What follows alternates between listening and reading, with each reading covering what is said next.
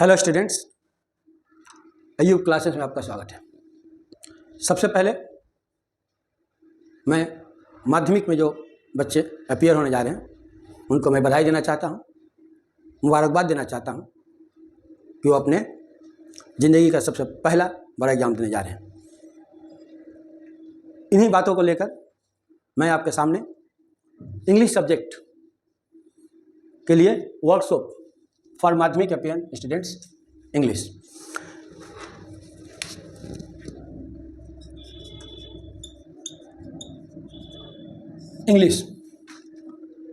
में जो कैसे आपका मार्क्स ज़्यादा आएगा और किस तरह पढ़ने से आपको टोटल कॉन्फिडेंस के साथ एग्ज़ाम दे पाएंगे।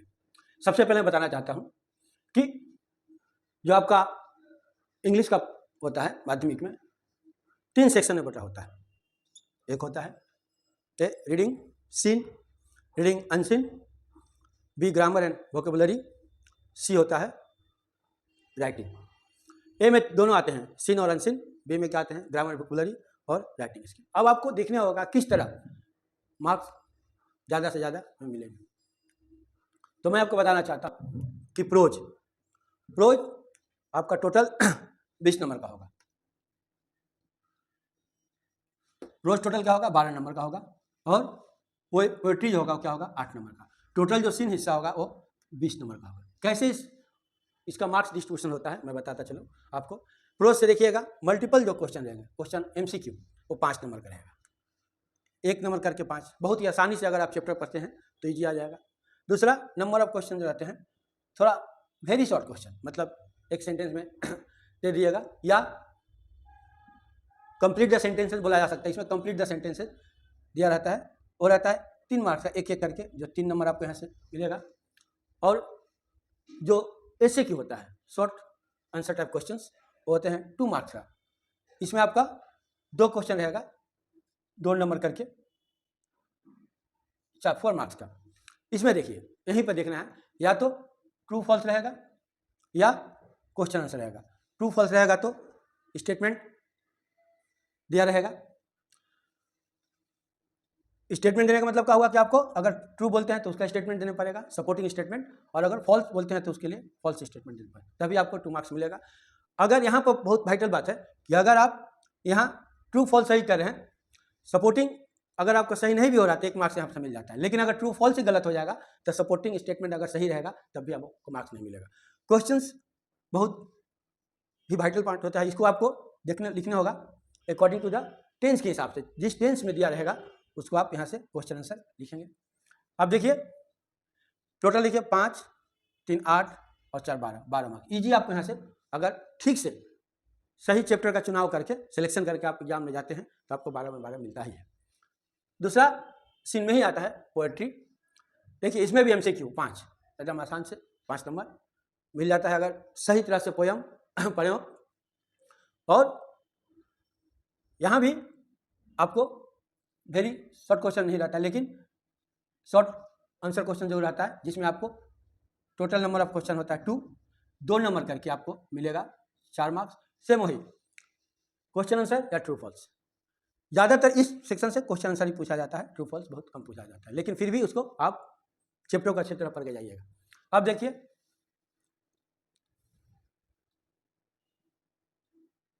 चार 8 कैसे होगा,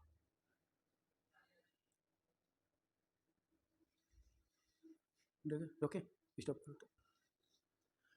पोएट्री हम लोग जाएंगे यहाँ से, नंबर ऑफ क्वेश्चन 4 और 1 करके 4 में MCQ में, तो यहाँ हो जाएगा 4।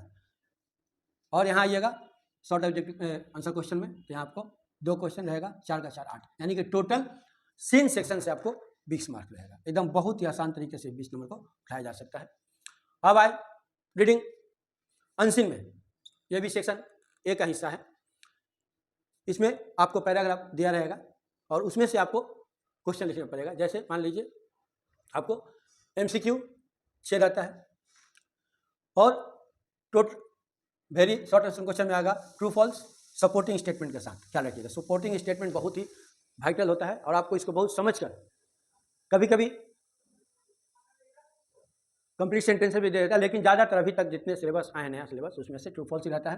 तो यहाँ आपको एक नंबर ट्रू फॉल्स में, एक नंबर क्या नाम है सपोर्टिंग स्टेटमेंट में। अब देखिए 1 + 1 है, इसका मतलब कि अगर ये पार्ट सही होता है, ये पार्ट गलत होने से भी आपको 1 मिलेगा, लेकिन अगर ये पार्ट गलत हो जा रहा है और सपोर्टिंग स्टेट सही रहा तो आपको मार्क्स नहीं मिलेगा, ये ख्याल रखिएगा। इसलिए ट्रू फॉल्स देते समय क्वेश्चन का आंसर का सिलेक्शन करते समय ट्रू फॉल्स का बहुत एकदम ख्याल रखिएगा कि अगर पार्ट सही हो गया तो आपको मिलेगा ही मार्क्स, अगर ये गलत हो तो आपको नहीं मिलेगा, इसको ख्याल रखिएगा।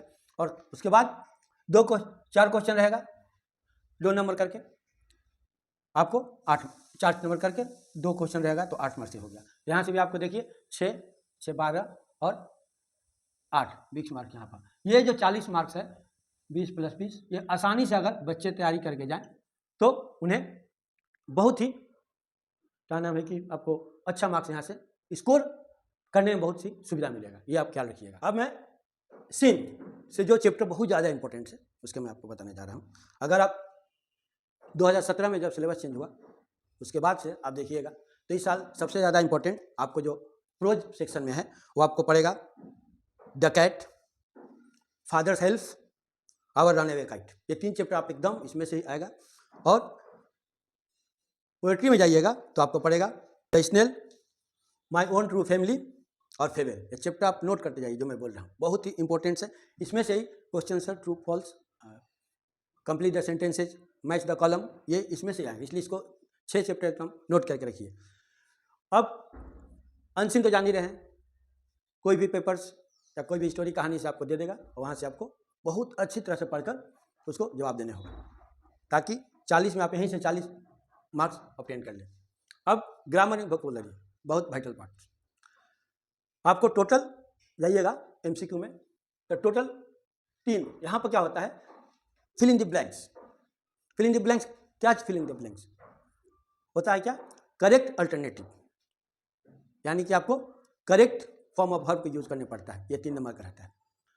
जो नेक्स्ट पार्ट आता है बी, वो होता है ग्रामर एंड वोकैबुलरी, जो 20 मार्क का होता है। ये भी इसको देखिएगा, इसमें भी बहुत अच्छा मार्क्स लाया जा सकता है अगर टेक्निकली इसको पढ़ा जाए या टेक्निकली इसको पेपर सोल्व किया जाए, टेक्निकली इसको अगर डिवीजन तैयारी किया जाए तो। जैसे देखिए आपको MCQ में पहला रहेगा 3 मार्क्स का फिल इन द ब्लैंक्स। तो क्या होता है फिल इन द ब्लैंक्स, क्या होता है आपको करेक्ट अल्टरनेटिव, यानी कि करेक्ट फॉर्म्स ऑफ वर्ब को इस्तेमाल किया जाता है। कौन सा वर्ब इस्तेमाल होगा, verb first form, second form या हैज बीन, ये सब इस तरह का दिया रहता है। तो आप देखने होगा कि अगर एक सेंटेंस को हम पास्ट टेंस में ले जाएं तो पास्ट में ले जाएंगे, प्रेजेंट में ले जाएंगे तो प्रेजेंट में ले जाएंगे, फिर इस तरह का आप इसको ध्यान रखिए। ऐसा नहीं कि एक हम प्रेजेंट में दूसरा पास्ट में कर दिया, ऐसा नहीं होता है, क्योंकि एकदम बहुत ही ठीक से आपको 1-2 बार पढ़ने के बाद आपको ठीक देखिएगा कि यही यूज होगा, सब एकदम करेक्ट होते जाएगा।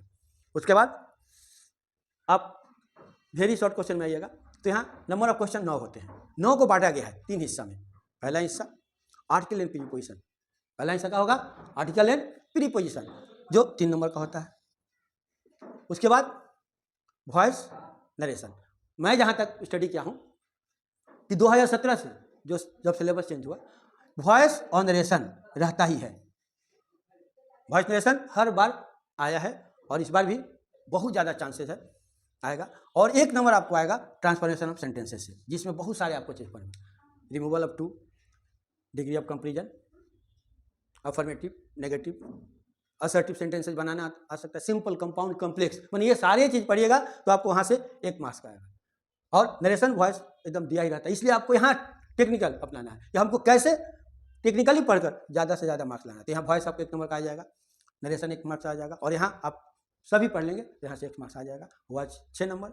और जो इसका सबसे वाइटल पार्ट होता है फ्रेजल वर्ब, ये 3 मार्क्स का आएगा ही, आपको मान कीजिए। इसलिए ज़्यादा से ज़्यादा फ्रेजल वर्ब आप तैयारी कीजिए। और फ्रेजल वर्ब का जो रूल है कि अगर जो चेंज करना पड़ता है वर्ब को, वर्ड्स को फ्रेजल वर्ब में, वो अगर वर्ब जिस फॉर्म में है फ्रेजल वर्ब को उसी फॉर्म में ले जाइएगा।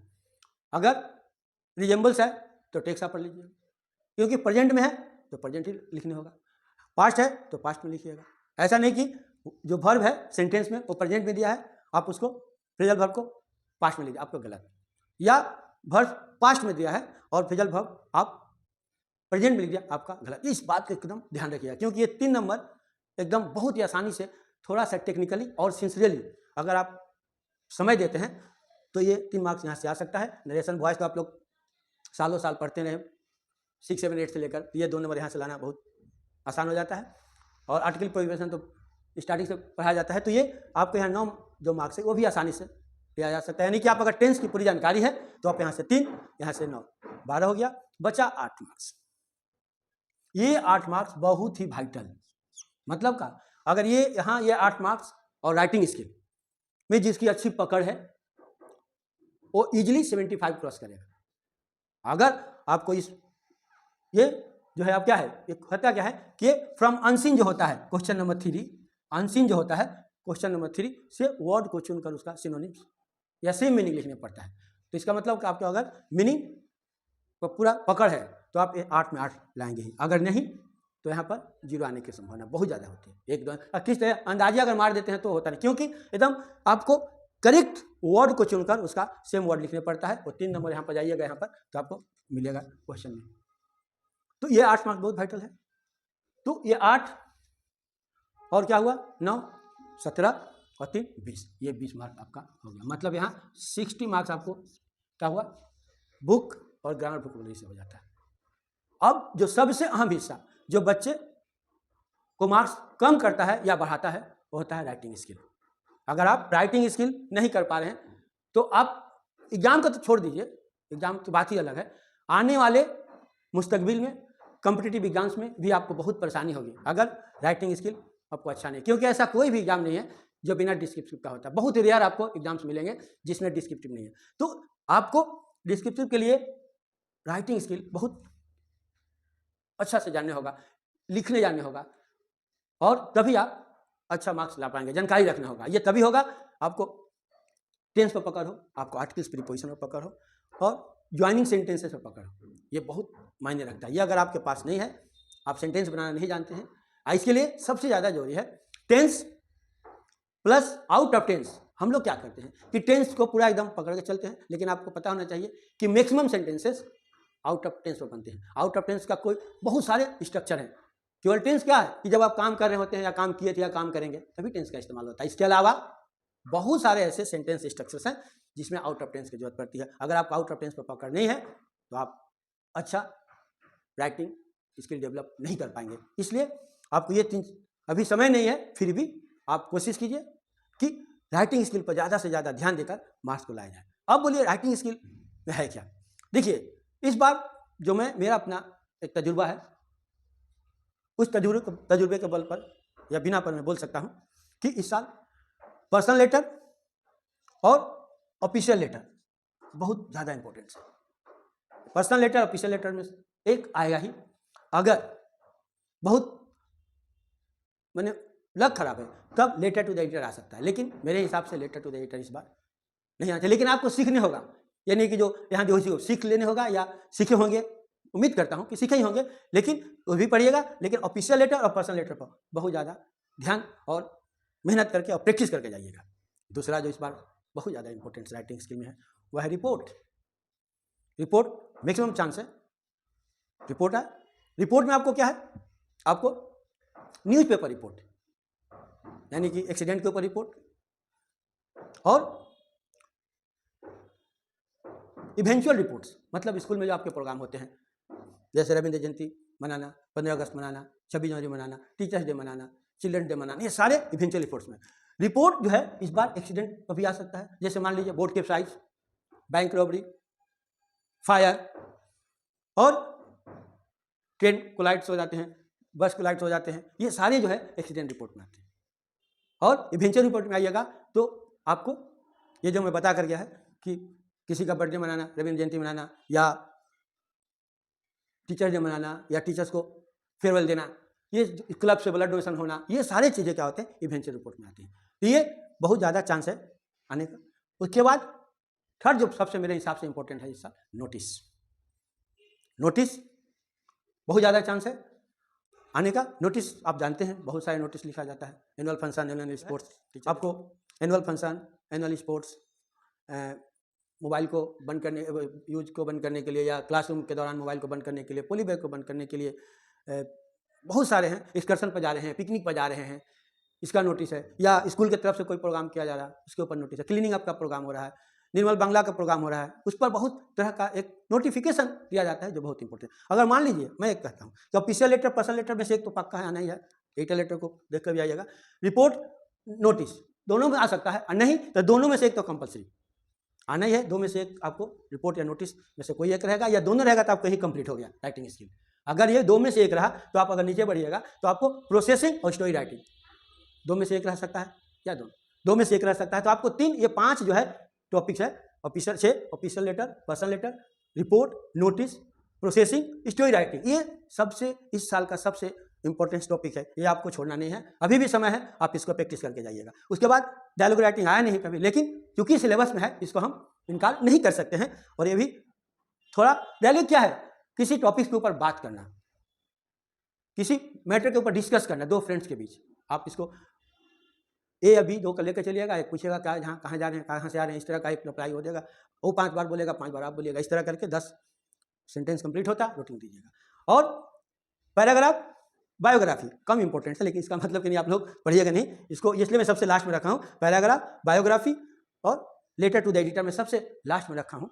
ये ज़्यादा इंपॉर्टेंस नहीं है, लेकिन फिर भी आप जहाँ भी पढ़ते हो, जिससे ही पढ़ते हो, आप ये सभी टॉपिक्स को पढ़ के जाइएगा। लेकिन एक टेक्निकल होता है ना कि सबसे ज़्यादा किस पर जोर दिया जाए, तो अगर जोर दीजिएगा तो मेरे हिसाब से official letter, personal letter, report, notice, processing, story writing, इस पर एकदम ये 6 टॉपिक्स पर सबसे ज़्यादा प्रैक्टिस करके जाइएगा। अगर अभी आप राइटिंग स्किल पर भी उतना ध्यान नहीं दिए हैं तो अभी भी ध्यान दीजिए, क्योंकि मैक्सिमम लड़कों को मैं देखा हूँ कि वो राइटिंग स्किल से वंचित रह जाते हैं। तो आप कभी भी 80-70 का बात, क्योंकि आपका यही तो 60 नंबर का तो होता ही है, तो आप अगर 30 नंबर का नहीं करके आ रहे हैं तो आपका 30 नंबर बच जा रहे हैं। और टॉपिक्स में जो बोला हूँ ये टॉपिक के ऊपर एकदम ज़्यादा से ज़्यादा ध्यान दीजिए। अब देखिए 60 यहाँ और 30 नंबर क्या हुआ राइटिंग स्किल में, 90 मार्क्स आपका ईजी। तो आप बताइए तो कितना ईजी में अगर टेक्निकल पढ़िएगा तो आपका मार्क्स बहुत अच्छा से अपटेंड होगा। हम अक्सर देखते हैं कि बच्चे 60 तक करके छोड़कर चले आते हैं और बोलते हैं कि नहीं नहीं ऐसी बात नहीं, आपके पास समय था, 1 साल समय था, आप अगर ठीक से सभी सेक्शन यानी कि ए बी और सी को आप अगर ठीक से तैयारी करते तो आपका 75 मिनिमम 75 कोई रोक नहीं सकता था। और साथ ही साथ स्कूल से 10 नंबर इसको जोड़ लीजिए तो 100 मार्क्स का आपका कंप्लीट हो जाता है। अगर मान लीजिए यहाँ 20 में अगर 35 आ गया, 20 में यहाँ 15 आ गया तो 50, यहाँ 20 में 15 आ गया तो 65, यहाँ पर मान लीजिए 5 ही मार के चलता हूँ मैं तो 15 यहाँ से आ गया, तो ईजी आपका नंबर 75-80 क्रॉस कर सकेगा। ओरल स्कूल से प्रोजेक्ट, पहले ओरल चलता था, अभी प्रोजेक्ट जब से नया सिलेबस आया प्रोजेक्ट चला, हम लोग के समय ओरल था, ओरल देते थे हम लोग, तो अभी उसी बहाने और भी तैयारी हो जाती है। प्रोजेक्ट भी बहुत आज के दौर में बहुत मायने रखता है, क्योंकि आपको किसी के ऊपर किसी चीज़ के ऊपर प्रोजेक्ट करना होगा, चाहे बड़ा बड़ा आप कोर्स करने जा रहे थे तो प्रोजेक्ट आपको अपने हिसाब से, प्रोजेक्ट में totally you are going to create the matters at your own accord, अपने हिसाब से किसी मैटर को आप बनाने जा रहे हैं, उसको प्रोजेक्ट बोला जाता है। तो इस तरह क्या होगा कि आपको 100 में 75, 80, 90 तक मार्क्स पहुंच जाएगा अगर सिस्टम से आप जो मैं जिस तरह से बताया हूं अगर आप इसको पढ़ के जाएं तो मार्क्स आएंगे। टोटल मार्क्स के अलावा आपको ये भी देखना होगा आप कितना नॉलेज गेन करने हैं। आज के दौर में हम लोग मार्क्स के पीछे बहुत भागते हैं, लेकिन मेरे हिसाब से मार्क्स तो जरूरी है ही क्योंकि कंपटीशन का दौर है, लेकिन बिना नॉलेज के आप कोई कंपटीशन क्रैक नहीं कर पाएंगे, इसलिए नॉलेज बढ़ाने का ज़्यादा कोशिश कीजिएगा। मैं यहाँ इंग्लिश का दे रहा हूँ और इस उम्मीद के साथ कि आपका ये ज़िंदगी का पहला एग्ज़ाम का सफ़र बहुत अच्छा रहे, अच्छा से गुजरेगा और खुशी खुशी आप एग्ज़ाम दीजिएगा और अपने माँ बाप का नाम रोशन कीजिएगा अच्छा मार्क्स लाकर। इन्हीं चंद बातों के साथ मैं आज का वर्ष को यहीं ख़त्म करता हूँ। Good luck for your fourth coming माध्यमिक एग्जामिनेशन। Thank you. अगर वीडियो पसंद आया हो तो लाइक एंड सब्सक्राइब जरूर कीजिएगा और आगे भी मैं इसी तरह का वीडियो लाता रहूँगा।